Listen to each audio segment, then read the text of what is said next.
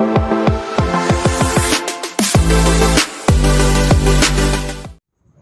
Dear students, आज हम लोग बीएससी सेकंड सेमेस्टर के लिए इंपॉर्टेंट क्वेश्चन देखेंगे। हम लोग जानते हैं बीएससी सेकंड सेमेस्टर का 2-4 दिन में पेपर स्टार्ट होना है, तो उसके लिए जो कुछ इंपॉर्टेंट क्वेश्चन है उसको मैंने बनाया हुआ है और उसमें कुछ जो वेरी शॉर्ट क्वेश्चन है या लॉन्ग क्वेश्चन या शॉर्ट क्वेश्चन है, जिस तरीके से पेपर आता है ठीक उसी पैटर्न में मैंने क्वेश्चन को सेट किया हुआ है। और इस क्वेश्चन में हम लोग सोल्यूशन को थोड़ा देखते रहेंगे ताकि हमको एक जनरल बातें पता चल जाए, बाकी आप डीप में पढ़ेंगे क्योंकि पेपर आपको देना है। तो उस क्वेश्चन को एक देखें, उसके बाद हमको एक आइडिया लग जाता है कि हमारे पास पेपर में किस तरीके से आता है, ठीक है ना। क्योंकि अब ये जो सेकंड सेमेस्टर का जो हम लोग देखते हैं, सेकंड सेमेस्टर का जो भी सिलेबस है वो ऑलमोस्ट हर यूनिवर्सिटी का सेम हो गया है। तो इसी वजह से मैंने 2-3 यूनिवर्सिटी के पेपर को देखा है, उसके बाद सिलेबस देख के उसको डिजाइन किया हुआ है। तो देखते हैं हम लोग क्वेश्चन को। सबसे पहले हमारे पास वेरी शॉर्ट क्वेश्चन है, write down the Bragg's equation. ये क्वेश्चन में जो ब्रेग्स इक्वेशन है ये हमारे पास सॉलिड स्टेट का है। ब्रेग्स इक्वेशन ये बताता है कि किसी भी क्रिस्टल के अंदर जो हमारे पास है कि क्रिस्टल के अंदर का जो इंटरनल स्ट्रक्चर होता है उसको डिफाइन करने के लिए हमारे पास आता है हमारे पास L lambda 2D sin theta होता है, इक्वेशन ये होता है। और दूसरी बात, ये ब्रेग्स इक्वेशन का डेरिवेशन शॉर्ट में आता है ना। अगर आपसे सिर्फ ब्रेग्स इक्वेशन पूछेगा तो आपको 2 लाइन की थ्योरी लिखी है, उसके बाद आपको एक फार्मूला जो उसका आता है वो लिख देंगे, हमारा काम खत्म। अगर डेरिवेशन आता है तो बाय द वे ये शॉर्ट में आता है। फिर वहां पर हमारे पास दूसरा है, what do you mean by synthon and synthetic equivalent with example. ये हमारे पास इलेक्ट्रोसिंथेसिस जो हम लोग क्या बोलते हैं कि मेडिसिन के बारे में पढ़ते हैं, तो वहां पे आता है सिंथॉन एंड सिंथेटिक इक्विवेलेंट क्या होता है। और कभी कभी इस क्वेश्चन में सिंथॉन और सिंथेटिक इक्विवेलेंट में, जैसे एग्जांपल के तौर पे मान लीजिए कि हमको ये कंपाउंड दे दिया गया, ये सिंथॉन है, तो बताएगा कि इसका सिंथेटिक इक्विवेलेंट क्या है। तो मान लीजिए इसका सिंथेटिक इक्विवेलेंट हमारे पास ये हो गया।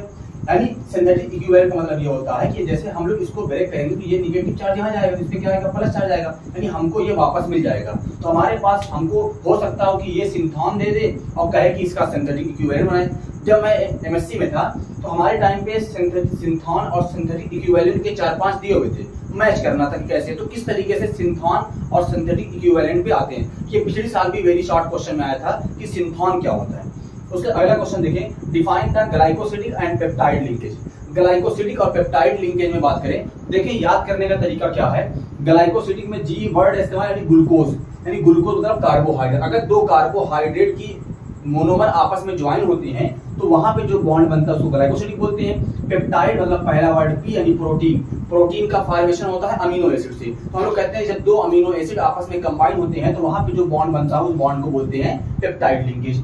उसके बाद अगला देखते हैं, define the nucleotide and nucleoside, ठीक है ना। न्यूक्लियोटाइड और न्यूक्लियोसाइड क्या होता है। न्यूक्लियोटाइड हम लोग बोलते हैं कि न्यूक्लियोटाइड बेसिकली होती हैं जो न्यूक्लिक एसिड के मोनोमर होते हैं। न्यूक्लियोसाइड में हम लोग कहते हैं कि जब नाइट्रोजन बेस और पेंटोज शुगर को मिला देते हैं तो वो न्यूक्लियोसाइड मिलता है। और न्यूक्लियोसाइड के अंदर जब हम लोग फास्फोरिक एसिड मिला देते हैं तो वो न्यूक्लियोटाइड बन जाता है। यहाँ पे एक क्वेश्चन बड़ा अच्छा सा है कि तुमसे पूछ सकता है कि आरएनए और डीएनए का फुल फॉर्म क्या है। यह क्वेश्चन पूछ सकता है कि आरएनए और डीएनए में डिफरेंस क्या है। तो ये दोनों क्वेश्चन बहुत अच्छे हैं। या ऐसा पूछ सकता है कि आरएनए और डीएनए के अंदर कौन कौन से नाइट्रोजन बेस हैं, तो ये हमको मालूम होना चाहिए। डीएनए में अगर नाइट्रोजन बेस देखें तो एडेनिन, गुआनिन, साइटोसिन और थायमिन, और इसमें होता है adenine, guanine, cytosine and uracil, ये हमारे पास होता है। अब इसमें जो नाइट्रोजन बेस होते हैं उसमें 2 कैटेगरी होती है, एक होता है प्यूरीन, एक होता है पिरिमिडीन। तो हमारे पास किसी भी डीएनए या आरएनए के अंदर 2 यूनिट आती है प्यूरीन की और 2 यूनिट आती है पिरिमिडीन की। और इस बात को समझाया था कि हमारे पास चारगाफ रूल है, ठीक है ना। तो चारगाफ रूल क्योंकि बायोलॉजी में ज्यादा पूछा जाता है, हमारे यहाँ उतना डिटेल नहीं पूछी जाती है। तो अदरवाइज क्योंकि डीएनए के बारे में थोड़ा डिटेल पढ़ना है तो डीएनए के बारे में आपको बेसिक आइडिया होगा, क्योंकि आप अगर बायोलॉजी से या आप केमिस्ट्री 12th में लिए होंगे तो 12th के बाद आपका जस्ट अभी 1 साल भी कंप्लीट नहीं हुआ है, तो 12th में वहां पे क्वेश्चन पूछा जाता है और वहां से बायोमॉलिक्यूल आप पढ़ के आते हैं तो वहां पे क्वेश्चन मिलता रहता है।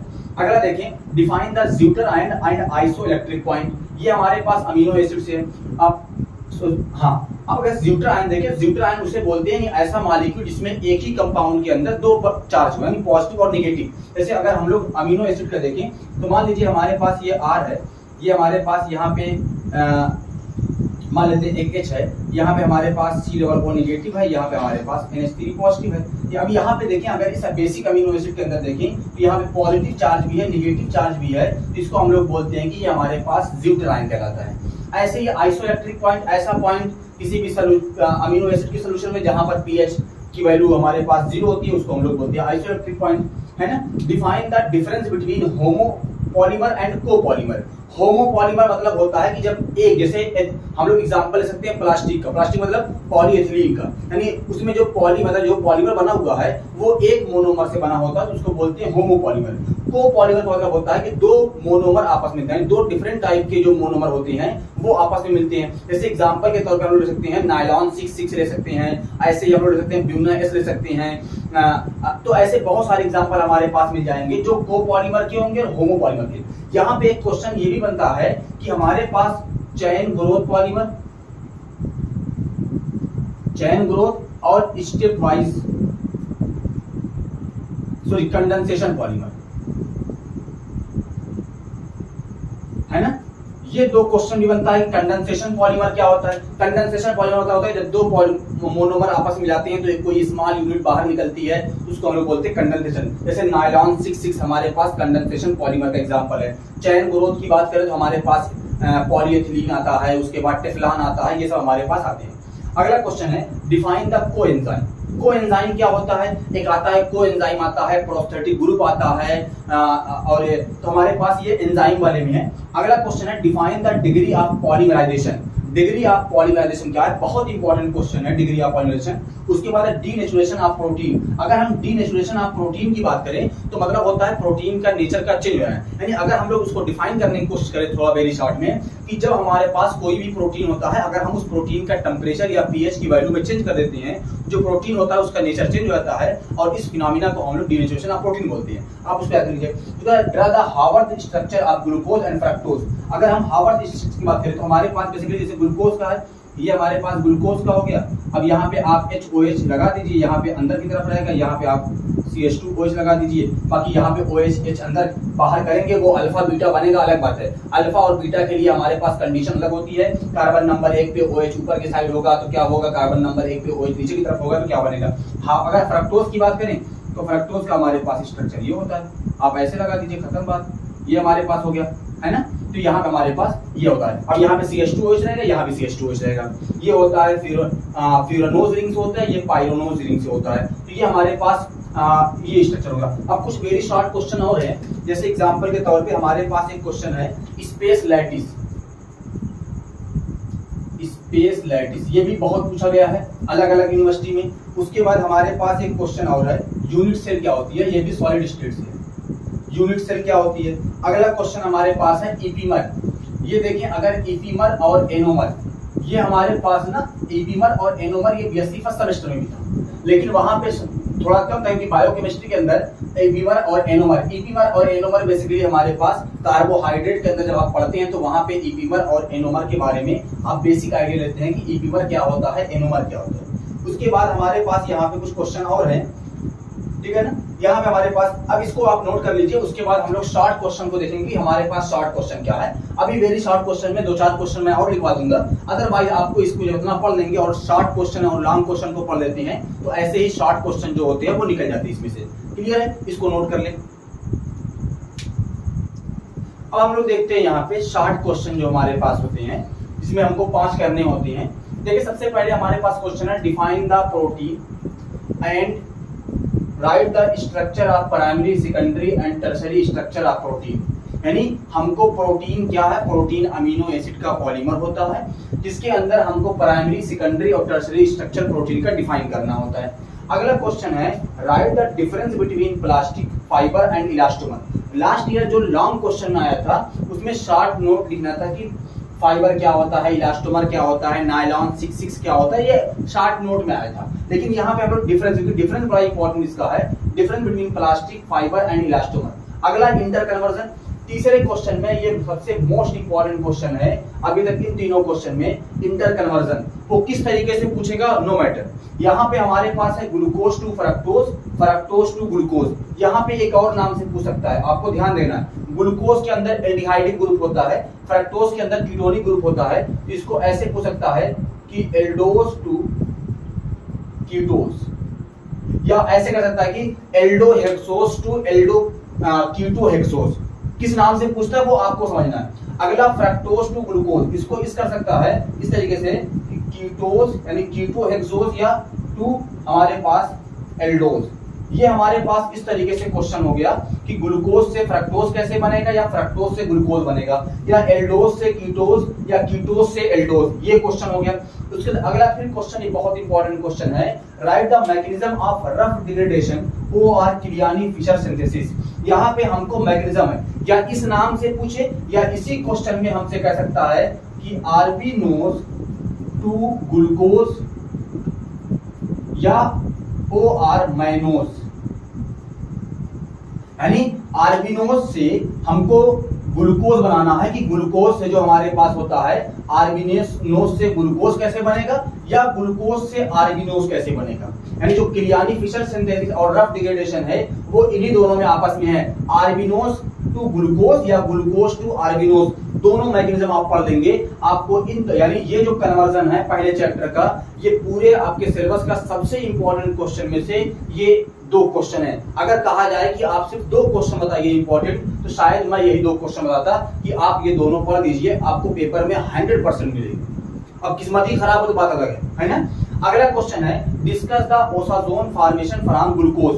ग्लूकोज से ओसाजोन फॉर्मेशन क्या है, या कभी कभी क्वेश्चन ना यहाँ पे इस क्वेश्चन को मैं लिखना नहीं चाह रहा था, लेकिन ओसाजोन बराबर पूछा गया है। और अभी जो जब से नई एजुकेशन पॉलिसी आई है हमारे यहाँ, तब से ये वाला क्वेश्चन नहीं पूछा गया है। अदरवाइज इसकी जहां मैं लिखते हैं कार्बोहाइड्रेट क्या होते हैं, कार्बोहाइड्रेट को क्लासिफिकेशन कीजिए, ये क्वेश्चन में डाल देता। लेकिन ये क्वेश्चन जो कार्बोहाइड्रेट क्या है, कार्बोहाइड्रेट क्लासिफिकेशन क्या है, जो हमारे पास होता है मोनोमर या मोनोसैकेराइड, ओलिगोसैकेराइड, और उसके बाद पॉलीसैकेराइड, उसके बाद reducing sugar, non reducing sugar, उसके बाद हमारे पास था शुगर, नॉन शुगर, ये सब जितने भी क्वेश्चन है ये सब आते हैं कार्बोहाइड्रेट के क्लासिफिकेशन में, जो लास्ट ईयर पूछा गया था। तो इसीलिए पॉसिबिलिटी उसके आने की कम है, इसीलिए मैंने इसको लिख दिया कि ओसाजोन फॉर्मेशन कैसे होता है। यहाँ पे आप मैग्नीशियम के सहारे करेंगे। क्लियर है। अगला question, right the synthesis of paracetamol, aspirin and it's use. यानी पैरासीटामोल और एस्पिरिन का क्या इस्तेमाल है। मेडिसिनल केमिस्ट्री में बहुत सारी मेडिसिन आपने पढ़ी होगी कि एंटीबायोटिक क्या होता है, एनाल्जेसिक क्या होता है, एंटी इंफ्लेमेटरी क्या होता है, ठीक है ना। तो हमारे पास यहाँ पे पैरासीटामोल लास्ट ईयर भी पूछा गया था, उससे पहले भी पूछा गया था। जब से एजुकेशन पॉलिसी आई है महाराजा सुहेलदेव और पूर्वांचल यूनिवर्सिटी में, एक क्वेश्चन बहुत कॉमन है, वो है पैरासीटामोल, है ना। शायद इसका इस्तेमाल टीचर ज्यादा करते होंगे इस एज में, तो इसीलिए वो पैरासीटामोल को ज्यादा पूछते हैं कि पैरासीटामोल क्या है, एस्पिरिन क्या है, इन दोनों का क्या इस्तेमाल है, कैसे बनाया था। लास्ट ईयर जो क्वेश्चन पूछा गया था पैरासीटामोल में कि बेंजीन से पैरासीटामोल कैसे बनाएंगे। अगला क्वेश्चन है, explain the concept of retrosynthesis with one example. Retrosynthesis हमने अभी पीछे क्वेश्चन देखा था वेरी शॉर्ट में, सिंथान और सिंथेटिक इक्विवेलेंट क्या होता है, उसी टॉपिक से मिलता जुलता है। रेट्रोसिंथेसिस क्या है या वन एग्जांपल, या जैसे क्वेश्चन थोड़ा सा अगर अपडेट कर दे इसमें, तो तुमको एक कोई कंपाउंड दे दे, उस कंपाउंड की रेट्रोसिंथेसिस करने को दे दे। लेकिन ये थोड़ा कम पॉसिबिलिटी, क्योंकि थोड़ा टफ बन जाता है सेकंड सेमेस्टर की बिहाफ पे, इसीलिए हम लोग यहाँ पे कि रेट्रोसिंथेसिस क्या है, उसके रूट क्या पूछ सकता है, ये हमारे पास क्वेश्चन बेसिक से आ सकते हैं। अब उसके बाद यहाँ पे अगर हम लोग क्वेश्चन देखें, तो यहाँ पे एक क्वेश्चन हम लोग और ऐड कर सकते हैं। अगर मुझको एक क्वेश्चन ऐड करना हो, कौन सा, म्यूटा रोटेशन, कि म्यूटा रोटेशन क्या है, इसका मैकेनिज्म पूछ सकता है कि म्यूटा रोटेशन का मैकेनिज्म क्या है। म्यूटा रोटेशन किसे बोलते हैं, म्यूटा रोटेशन बोलते हैं कि हमारे पास अल्फा ग्लूकोज से बीटा ग्लूकोज, बीटा ग्लूकोज से अल्फा ग्लूकोज में इस आपस में इंटर कन्वर्जन को म्यूटा रोटेशन बोलते हैं। जो उसका स्पेसिफिक रोटेशन की वैल्यू होती है वो चेंज होती है। अगर हम लोग तो इसी तरीके इस क्वेश्चन में इसका मैकेनिज्म पूछ सकता है कि म्यूटा रोटेशन क्या होता है, म्यूटा रोटेशन का आप इस तरीके से आप एक्सप्लेन कीजिए। उसके बाद हम लोग कुछ क्वेश्चन और देखते हैं इसमें शॉर्ट क्वेश्चन में। अब अगला क्वेश्चन देखिए, इसमें 7वां question, discuss the structure and bonding of triphosphazene PnCl2। ये भी क्वेश्चन बायो इनऑर्गेनिक पॉलीमर का है, बड़ा इंपॉर्टेंट क्वेश्चन है कि ट्राइफॉस्फेजीन जो लगभग बेंजीन की तरह मिलता जुलता स्ट्रक्चर है, तो उसके स्ट्रक्चर को बनाइए और उसके बारे में थोड़ा अगर कोशिश कीजिए तो आप उसकी प्रिपरेशन दिखा दीजिए कैसे प्रिपेयर होता है। उसके बाद ट्राइफॉस्फेजीन का हमको स्ट्रक्चर बनाइए, उसकी बॉन्डिंग दिखा दीजिए कि उसकी बॉन्डिंग में उसकी बॉन्ड लेंथ कितनी होती है, बॉन्ड एंगल कितना होता है, हाइब्रिडेशन क्या होता है, नाइट्रोजन का कार्बन का नाइट्रोजन का फास्फोरस का, बस आपके पास ये बन जाएगा। ये इसका जो स्ट्रक्चर होगा आप बनाएंगे तो ऑलमोस्ट आपको बेंजीन जैसा दिखता हुआ मिलेगा। उसके बाद है इसी क्वेश्चन में या तो ये पूछे या तो ये पूछे, क्योंकि इनऑर्गेनिक पॉलीमर से एक शॉर्ट या लॉन्ग क्वेश्चन में आना है और वहां पे दो ही क्वेश्चन बनने की पॉसिबिलिटी है लॉन्ग में। क्या है, what are the silicones, silicones क्या होते हैं, सिलिकॉन भी एक तरह का इनऑर्गेनिक पॉलीमर है। And how to synthesis different type of silicone, तो सिलिकॉन जो होता है वो अलग टाइप का है, linear silicone, cross link silicone, cyclic silicone, तो ये हमारे पास आता है डिफरेंट टाइप के सिलिकॉन, ठीक है ना। अब यहाँ पे एक क्वेश्चन अगर आप ऐड कर दे इससे पहले, इन दोनों से पहले, कि इनऑर्गेनिक पॉलीमर क्या होता है, इनऑर्गेनिक पॉलीमर, है ना, तो यह कह सकता है कि इनऑर्गेनिक पॉलीमर क्या होता है, discuss the structure and bonding of triphosphate, इस तरीके से भी क्वेश्चन हो सकता है। अगला क्वेश्चन है what, right the short note on following. यहाँ पे शॉर्ट नोट मतलब ये नहीं कि आप लिख दीजिए कि नायलॉन 6 मतलब नायलॉन है और 6 लिखा हुआ है, इसको नहीं, ऐसा कुछ नहीं, आपको बाकायदा इसकी मेथड ऑफ प्रिपरेशन दिखाना पड़ेगा। अगर ये लॉन्ग में आता है, वैसे इतना बड़ा क्वेश्चन ये लॉन्ग में होगा, लिख दिया मैंने, तो लॉन्ग और शॉर्ट में कि आपको सब पढ़ना है जितना मैंने क्वेश्चन यहाँ पे लिखा हुआ है, तो इसीलिए अगर हम लोग बात करें नायलॉन 6 की, तो आप पहले दिखाएंगे कि नायलॉन 6 की प्रिपरेशन कैसे होती है, उसके 2-3 यूज लिख दीजिए, खत्म बात। ऐसे ही पॉलिएस्टर का आप लिखेंगे, ऐसे ही बेकेलाइट का लिखा होगा और ऐसे ही ब्यूना एस का लिखा होगा, ये चारों का आप इस तरीके से क्वेश्चन में उसका प्रिपरेशन दिखाएंगे, देन उसके बाद आप उसके यूज लिखेंगे। इसको आप नोट कर लीजिए और इधर से आप इसको, अब हम लोग लॉन्ग क्वेश्चन की तरफ बढ़ते हैं। जो लॉन्ग क्वेश्चन हम लोग जानते हैं कि 5 आते हैं, जिसमें हमको 2 करने होते हैं। इसमें हम लोग यहाँ पे देखें, सबसे पहले हमारे पास क्वेश्चन है discuss the different law of crystallography. Crystallography के 2 लॉ आते हैं, तो हमारे पास वहां पे एक्सप्लेन करने होंगे। Discuss the synthesis of methyl orange. यहाँ पे हमारे पास क्वेश्चन को इस तरीके से भी बढ़ा सकते हैं कि सिंथेटिक डाई क्या होती है, मिथाइल ऑरेंज को आप किस तरीके से सिंथेसिस करेंगे, क्लियर है। अगला क्वेश्चन है write down any mechanism, any one, यहाँ पे लिख दो, any one mechanism of polymerisation. बहुत इंपॉर्टेंट क्वेश्चन है पॉलीमराइजेशन पे, हमारे पास हर साल एक क्वेश्चन आता है, anionic, cationic and free radical. Mostly हमारे पास एनायनिक और कैटायनिक में से कोई एक ही आती है, लेकिन यहाँ पे क्योंकि आप अगर इसको सॉल्व करेंगे तो आपको तीनों का मेथड जो बनाने का होगा वो ऑलमोस्ट सेम होगा, सिर्फ आपको शायद दिक्कत होगी वो तीनों में अलग होगा। तो हमारे पास वहाँ पे टर्मिनेटिंग स्टेप में आप जानते हैं कि जो कोई भी रिएक्शन मैकेनिज्म होती है 3 स्टेप में, इनिशिएशन, प्रोपेगेशन और टर्मिनेशन। टर्मिनेशन में अलग होगा। Write the difference between medicine and drugs, drugs और मेडिसिन क्या है ना। अब and what kind of drugs of chloramphenicol and write the structure and use, है ना। क्लोरमफेनिकॉल कैसी दवा है, इसके बारे में बताइए, कैसी ड्रग्स है। Explain the end group analysis method of determining the primary structure of protein. Last year एक क्वेश्चन आया था यहाँ पे प्राइमरी स्ट्रक्चर के बारे में। उसके बाद देखिए कुछ क्वेश्चन हमारे पास ना वेरी शॉर्ट में, जैसे एग्जांपल के तौर पे एंटीबायोटिक्स क्या होती है, एंटीवायरल ड्रग क्या होती है, एंटी इन्फ्लेमेटरी ड्रग्स क्या होती है, तो ये हम कार्सिनोजेन क्या होता है, ये छोटे छोटे जो टर्म है मेडिसिनल केमिस्ट्री से, यहाँ से 1-2 क्वेश्चन आपको मिलते रहते हैं। अब यहाँ पे जैसे 5वें क्वेश्चन में मैंने जगह छोड़ दी है, अब अपने से आपको जो भी क्वेश्चन लगे कि हाँ ये क्वेश्चन बहुत अच्छा है, ये मुझको लगता है कि यहाँ पे होना चाहिए, ये मैंने आपके लिए छोड़ी है, ताकि आप भी अगर गेस करे होंगे तो यहाँ पे कौन सा क्वेश्चन होना चाहिए वो आपको बता देंगे, क्लियर है। अदरवाइज मैं कल आपको वीडियो के कमेंट सेक्शन में आपको 5वां क्वेश्चन अगर आप नहीं गेस कर पा रहे होंगे तो मैं 5वां क्वेश्चन यहाँ पे लिख दूंगा, आपको कमेंट सेक्शन में मिल जाएगा। तो ऑलमोस्ट पेपर का जो पैटर्न होगा वो इसी तरीके से आएगा। और शायद हम लोग पूरी, क्योंकि जब तक पेपर देख नहीं लिया जाए तब तक हमको भरोसा नहीं होता कि पेपर में क्या पूछ सकते हैं क्या नहीं पूछ सकते। लेकिन एक मैंने अपना पेपर, क्योंकि मैं पिछले 3-4 सालों से लगातार पेपर जो भी बोर्ड पूर्वांचल यूनिवर्सिटी और महाराजा सुहेलदेव यूनिवर्सिटी का, जब से यूनिवर्सिटी महाराजा सुहेलदेव बन गई है, तो हम लोग इस पेपर को थोड़ा एनालिसिस करते हैं और उसके पेपर बनाते हैं, तो बहुत अच्छे खासे क्वेश्चन मैच भी होते हैं। तो बेस्ट ऑफ लक, मिलते हैं एक नई वीडियो के साथ, तब तक आप लोग पढ़ते रहे। Thank you for watching.